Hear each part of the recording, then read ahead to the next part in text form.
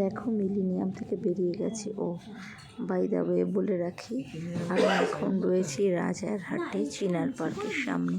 আজকে কিন্তু pure anniversary, তোমরা সবাই ওকে উইশ করো। গাড়িতে পা ছড়িয়ে বসেছিলাম, বড় আর্সেলান থেকে রেজেলা রুমালি রুটে একটু স্যালাড কিনে দিয়ে গেল। সারাদিন কিচ্ছু খাইনি, ওরা রেস্টুরেন্টে খেতে গেল, আমি গাড়িতে বসেই খাচ্ছিলাম, বুঝলে, শরীরটা একেবারেই লাগছে না। তো তারপর চলে এলাম আবার গাড়িতে করে, পাশেই ছিল নার্সিংহোমটা।